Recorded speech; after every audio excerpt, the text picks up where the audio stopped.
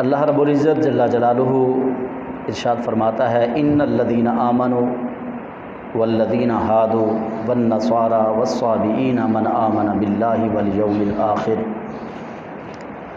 وعمل صالحا فلہم اجرہم عند ربہم ولا خوف علیہم ولا هم یحزنون۔ یہ آیت نمبر 62 ہے اور اس کا آغاز اللہ رب العزت نے یوں کیا کہ اے ایمان والو، بے شک وہ لوگ جو ایمان لائے اور بے شک وہ لوگ جو یہودی ہوئے اور بے شک وہ لوگ جو نصرانی ہوئے یعنی عیسائی، والصابئین اور بے شک وہ لوگ جو صابئی ہوئے۔ یہ 4 مذاہب کا نام ہے ایمان والوں کو، یہودیوں کو، عیسائیوں کو اور صابئین کو۔ یہاں پہ اللہ رب العزت جل جلالہ مخاطب فرما رہا ہے۔ رب تعالیٰ فرماتا ہے بے شک وہ لوگ جو ایمان لائے اور یہودی اور نصرانی اور صابئی، ان میں سے من آمن باللہ والیوم الآخر، ان میں سے جو اللہ پر ایمان لائے اور یوم آخرت پر ایمان لائے، وعمل صالحا اور صالح عمل کرے، فلہم اجرہم عند ربہم، اس کے لیے اس کے رب کی طرف سے بہت بڑا اجر ہے، ولا خوف علیہم ولا هم یحزنون، کہ اس پر کوئی خوف نہیں ہوگا اور نہ وہ کبھی غمگین ہوگا۔ یہ قرآن کریم کی آیت کا مطالعہ کرتے وقت پھسلنے کا خدشہ بہت زیادہ ہے کہ ان آیات میں، اس آیت کے پہلے جملے میں رسول اللہ صلی اللہ علیہ وسلم کی رسالت پر ایمان لانے کا ذکر موجود نہیں ہے۔ یہ کہا گیا کہ اے ایمان والو، اے یہودیوں، اے نصرانیوں، اے صابئی، تم میں سے جو ایمان لائے اللہ پر اور یوم آخرت پر، یعنی 2 چیزوں پر جو ایمان لائے، وہ یہودی ہو، وہ عیسائی ہو،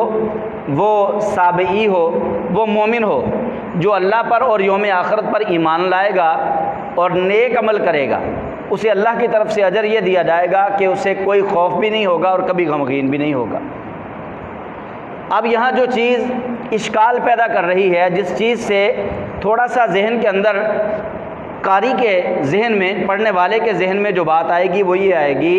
وہ یہ سمجھے گا کہ چاہے یہودی ہو، چاہے عیسائی ہو، چاہے اس کا کسی بھی مذہب سے تعلق ہو، بس وہ اللہ پر ایمان لے آئے اور یوم آخرت پر ایمان لے آئے اور اچھے کام کرے، وہ بخشا جائے گا، اس کو جنت مل جائے گی۔ رسول پر ایمان لانا، اس آیت سے وہ سمجھے گا یہ کہ رسول پر ایمان لانا کوئی ضروری بات نہیں ہے، کیونکہ اس کے اندر ایمان بالرسالت کا ذکر ہی نہیں کیا گیا اس آیت کے اندر۔ تو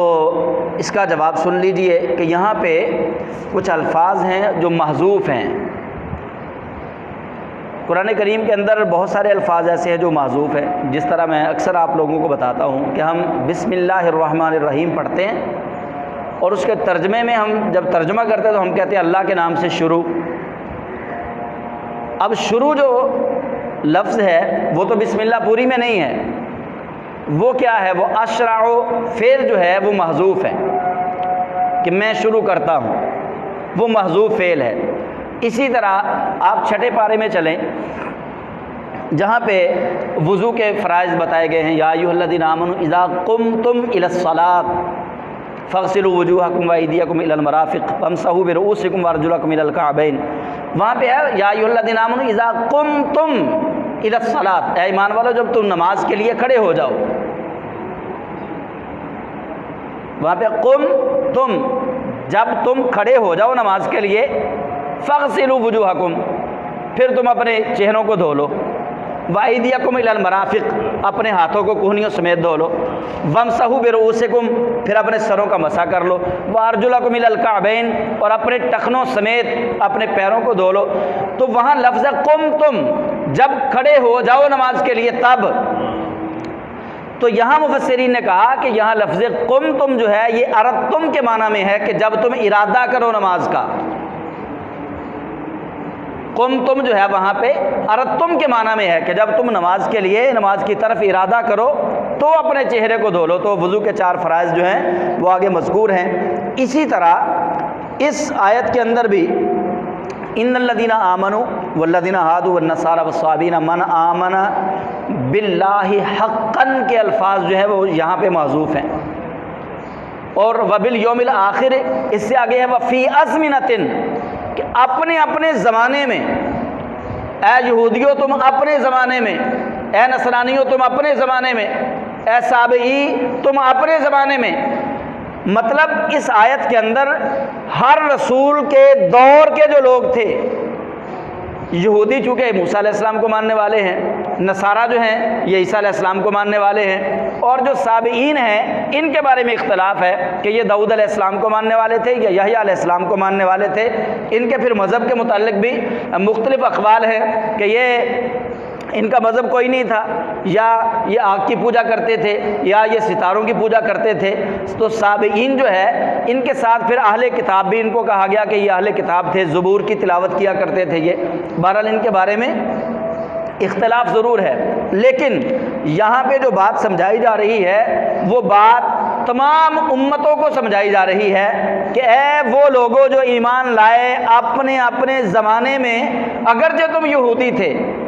اپنے اپنے زمانے میں اگرچہ تم عیسائی تھے، اگرچہ تم سابعی تھے، ایمان والوں کو بھی مخاطب کر دیا، ہمیں حضور سید عالم صلی اللہ علیہ وسلم کے امتیوں کو بھی مخاطب فرما دیا۔ اور پچھلی امتوں کے اندر جب کوئی رسول تھا فرمایا اللہ پر اس طرح ایمان لے کر آؤ جس طرح ایمان لانے کا حق ہے۔ یہاں پہ 2 الفاظ جو ہیں وہ محذوف ہیں۔ نمبر 1 من آمن باللہ حقا، اللہ پر ایمان لاؤ جیسے اس پر ایمان لانے کا حق ہے۔ وبالیوم الآخر فی ازمنۃ، کہ جو چاہے اپنے دور میں یہودی تھا، چاہے اپنے دور میں وہ عیسائی تھا، چاہے اپنے دور میں وہ سابعی تھا، لیکن جو اللہ پر اور یوم آخرت پر اپنے زمانے میں ایمان لے کر آیا اور صالح اعمال کیے، اللہ فرماتا ہے اس کے لیے اجر ہے کہ اللہ کریم اسے اجر یہ دے گا کہ نہ دنیا میں کسی چیز کا خوف ہوگا، نہ آخرت میں کسی چیز سے وہ غمگین ہوگا، اس کو بے خوف کر دیا جائے گا۔ اب اس آیت سے جو چیز واضح ہو رہی ہے وہ پہلی چیز سمجھیے کہ اللہ کریم جل جلالہ اس آیت میں اپنے قریبیوں کی، اپنے ولیوں کی، اپنے دوستوں کی عظمت کو بیان فرما رہا ہے۔ اللہ کا دوست چاہے وہ مذہب یہودیت پر تھا، اللہ کا دوست چاہے وہ مذہب عیسائیت پر تھا، اللہ کا دوست چاہے وہ مذہب سابعی پر تھا وہ اللہ کا دوست کہ اس نے اللہ پر ایمان لایا، وہ اللہ کے رسول کی اطاعت اور فرما برداری کی اور عمل صالح کیا اور یوم آخرت پر ایمان رکھا۔ اللہ کریم جل جلالہ نے اس کے لیے اجر کا اعلان کر دیا۔ اور یہ اجر اللہ تعالیٰ نے سب کو اکٹھا کیوں کیا؟ یہاں پہ ایک ساتھ ذکر کیا، فرمایا یہی نہیں کہ ولی صرف اسی امت میں سے ہوں گے، فرمایا پرانی امتوں میں سے بھی جس نے مجھ پہ ایمان قبول کیا اور میرے رسول کی اطاعت اور فرما برداری کی، نیک اور صالح اعمال کیے، یہ انعام ان کے لیے بھی تھا اور یہ انعام امت مصطفیٰ کے لیے بھی ہے کہ جو کوئی جس گھڑی میں جس نبی کی امت سے ہوا اور اس نے اللہ پر یوم آخرت پر ایمان رکھا اور نیک اور صالح اعمال کیے، اللہ فرماتا ہے اجر سب کے لیے برابر ہے اور انہیں نہ اس دنیا کے اندر کسی چیز کا خوف ہوگا نہ آخرت میں وہ غمگین ہوں گے۔ تو اللہ رب العزت جل جلالہ نے یہاں جو بات ذکر کی، اور جو ایمان ہے نا، اللہ تعالیٰ ارشاد فرماتا ہے یا ایھا الذین آمنوا آمنوا باللہ ورسولہ، اے ایمان والو ایمان لاؤ اللہ اور اس کے رسول پر۔ اے ایمان والو ایمان لاؤ اللہ اور اس کے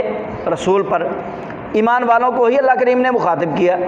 یہ سورہ نساء کی آیت نمبر 136 ہے۔ فرمایا یا ایھا الذین آمنوا، اے ایمان والو، آمنو ایمان لاؤ، باللہ ورسولہ، اللہ اور اس کے رسول پر ایمان لاؤ ایمان والو۔ پتہ چلا کہ زبان سے اقرار کرنے سے کوئی بندہ مومن نہیں ہو جاتا۔ اگر زبان سے اقرار کرنے سے بندہ مومن ہوتا تو رب ذوالجلال یہاں پہ اس طرح ارشاد نہ فرماتے کہ یا ایھا الذین آمنوا، اے ایمان والو، آمنو باللہ و رسولہ، ایمان لاؤ اللہ اور اس کے رسول پر۔ یعنی کہا جی یہ جا رہا ہے کہ اللہ اور اس کے رسول پر فقط زبان سے ایمان نہیں لے کر آنا، دل سے ان پر ایمان قبول کرنا ہے۔ اقرار باللسان و تصدیق بالقلب، زبان کے ساتھ اقرار کرو اور دل کے ساتھ اس کی تصدیق کرو۔ اور اسی طرح رب ذوالجلال نے یہ واضح کر دیا ہے کہ ان الدین عند اللہ الاسلام، اللہ کے نزدیک دین بہترین اور پسندیدہ صرف اسلام ہے۔ اب یہ دین اسلام جو ہے، کیا یہ دین اسلام رسول اکرم صلی اللہ علیہ وآلہ وسلم کے دین کو ہی کہا گیا ہے یا ہر نبی کا دین دین اسلام تھا؟ تو یقیناً ان الدین عند اللہ الاسلام جو اللہ رب العزت نے کہا اس سے مراد یہی ہے کہ تمام ادیان اللہ کریم جل جلالہ نے ان کو جو پسند کیا ہے اور ان کے اندر جو واضح ترین دین ہے وہ دین اسلام ہے، جس کو اللہ تعالیٰ نے اپنے ہر نبی پر مبعوث کیا۔ ہر نبی پر وہی دین نازل کیا گیا، ہر نبی کو وہی احکامات دیے گئے۔ ورنہ یہ نہیں ہو سکتا کہ اللہ کریم کو موسیٰ علیہ السلام کا دین پسند نہ ہو اور رسول اللہ کا دین پسند ہو، آدم علیہ السلام کا دین پسند نہ ہو، ابراہیم علیہ السلام کا دین پسند ہو، ایسا کچھ نہیں ہے۔ اللہ کریم نے یہاں پہ ایک بات کہی، فرمایا ان الدین عند اللہ الاسلام، بے شک اللہ کے نزدیک پسندیدہ دین اسلام ہے۔ پسندیدہ طریقہ وہ ہے جو اللہ تعالیٰ نے اپنے نبیوں کی طرف بھیجا ہے۔ اور پھر اللہ کریم جل جلالہ نے یہ واضح طور پر قرآن کریم کے اندر ارشاد فرما دیا وَمَن يَبْتَغِ غَيْرَ الْإِسْلَامِ دِينًا فَلَن يُقْبَلَ مِنْهُ وَهُوَ فِي الْآخِرَةِ وَمِنَ الْخَاسِرِينَ، وَهُوَ فِي الْآخِرَةِ مِنَ الْخَاسِرِينَ۔ اللہ فرماتا ہے جو کوئی اسلام کے سوا کسی اور دین کو قبول کرے تو اس سے وہ دین قبول کیا ہی نہیں جائے گا، اس کی وہ بات مانی نہیں جائے گی۔ اب یہ رسول اکرم صلی اللہ علیہ وسلم کے دور کی بات ہے، یہ جواب ہے اس بات کا کہ اگر کوئی یہ کہے کہ دیکھو جی تمہاری کتاب کے اندر تو لکھا ہے کہ یہودی نیک عمل کرے، اللہ پر ایمان لائے اور یوم آخرت پر ایمان لائے، اللہ یہودی کو بھی بے نیاز کر دے گا، یہودی کو بھی اپنا ولی بنا لے گا، تمہاری کتاب قرآن میں لکھا ہے، تو ہم جواباً یہ عرض کریں گے کہ ہماری جس کتاب سے تم نے یہ آیت پڑھی ہے اسی کتاب کے اندر لکھا ہے وَمَن يَبْتَغِ غَيْرَ الْإِسْلَامِ دِينًا فَلَن يُقْبَلَ مِنْهُ وَهُوَ فِي الْآخِرَةِ مِنَ الْخَاسِرِينَ، کہ جو دین اسلام کے علاوہ کسی دین کو قبول کر کے اللہ کے حضور پیش ہونا چاہے وہ گھاٹا پانے والوں میں تو ہو سکتا ہے، فائدہ پانے والوں میں نہیں ہو سکتا۔ یہ اس دور کی بات ہی نہیں کی جا رہی کہ اس دور کے یہودی اگر نیک عمل کریں گے تو بخشے جائیں گے، اس دور کے عیسائی اگر نیک عمل کریں گے اللہ پر ایمان لائیں گے تو بخشے جائیں گے، اس دور کی یہ بات ہی نہیں ہے۔ قرآن کریم کی دوسری آیت یہ تو میں نے ابھی پڑھی ہے سورہ آل عمران کی آیت نمبر 85 کہ وَمَن يَبْتَغِ غَيْرَ الْإِسْلَامِ دِينًا فَلَن يُقْبَلَ مِنْهُ وَهُوَ فِي الْآخِرَةِ مِنَ الْخَاسِرِينَ، کہ اگر کوئی دین اسلام کے علاوہ کسی اور دین کو قبول کرے، اس دور کے اندر اگر وہ کہے کہ میں تو جی موسیٰ علیہ السلام کو مانتا ہوں،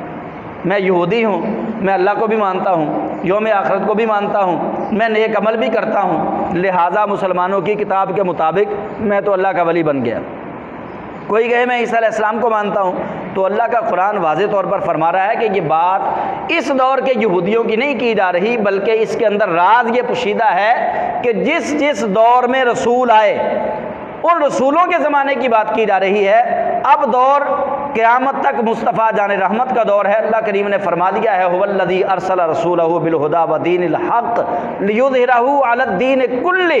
اللہ فرماتا ہے کہ اللہ وہی ہے جس نے اپنے رسول محمد صلی اللہ علیہ وسلم کو حق دے کر مبعوث فرمایا ہے۔ اور پھر رب تعالیٰ نے واضح طور پر ارشاد فرما دیا ما کان محمد ابا احد من رجالکم ولکن رسول اللہ وخاتم النبیین۔ تو یہ آیتیں جو ہیں اس آیت کے اوپر جو اشکال